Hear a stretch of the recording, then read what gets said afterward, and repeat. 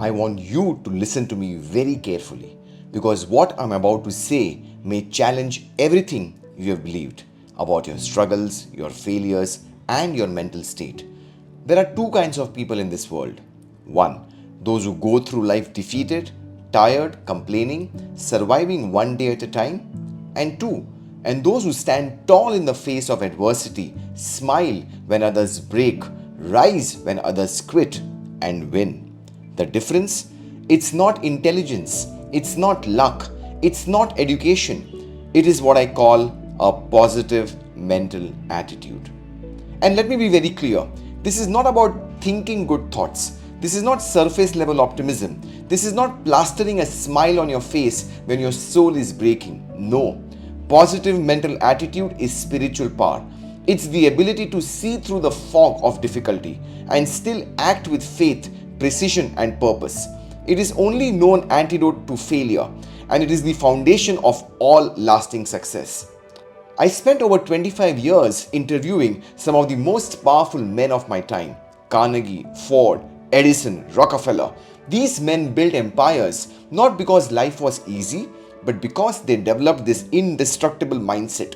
They did not fear failure, they invited it. They did not surrender to setbacks, they studied them. They did not collapse under pressure, they transformed defeat into success.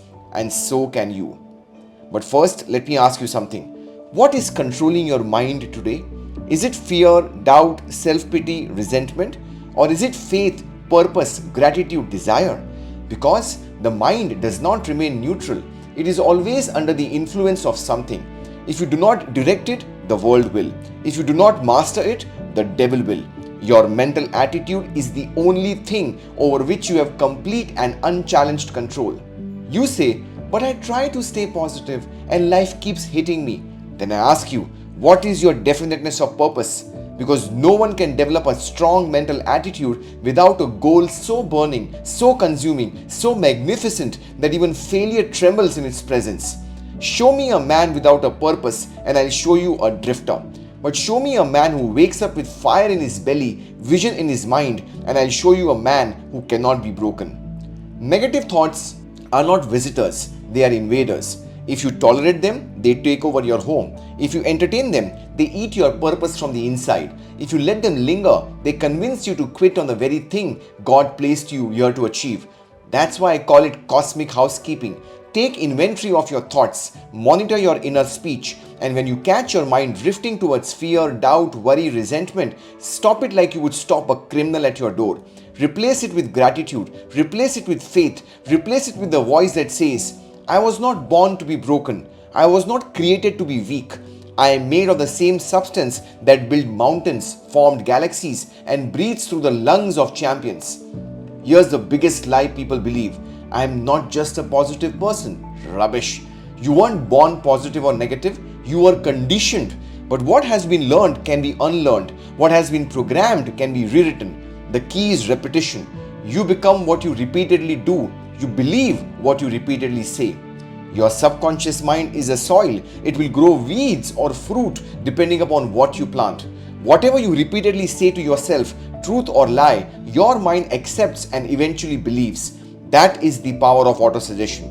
Your inner dialogue is either the architect of greatness or the silent assassin of dreams. So rise daily and declare with fire, I will win. I will persist. I will not be denied. Say it until the voice of victory becomes louder than the voice of doubt.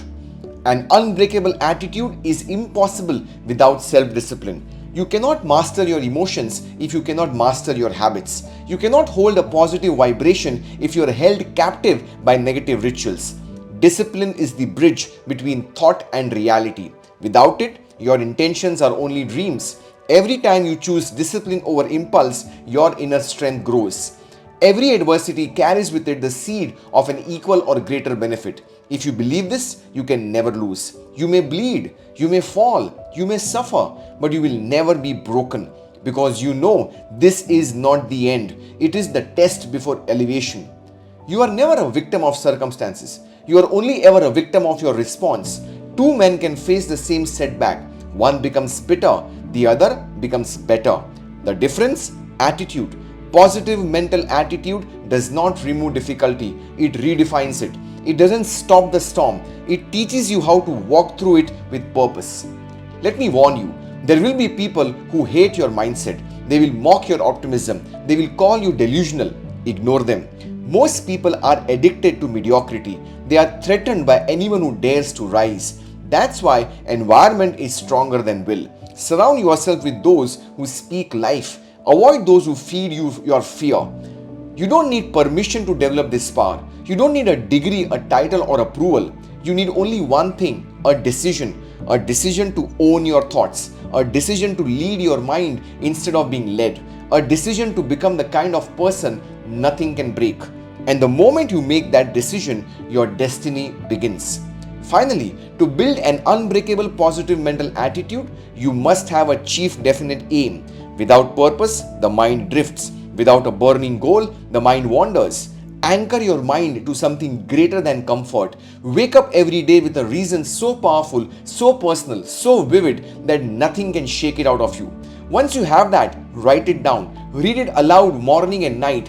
Feel it as already done. Because vague desires produce vague results. But clarity commands the universe. The man with a purpose and a guarded mental attitude becomes unstoppable. He may be delayed, but never denied. He may fall, but he always rises. He may struggle, but he never retreats. Why? Because he understands that attitude is the hinge upon which the doors of destiny swing. So I leave you with this final declaration. I am unshakable. I am unstoppable. I am unbreakable. And so it is. If this impacted you, subscribe and join my next live session. This is Sidharth Shah, and thank you so much.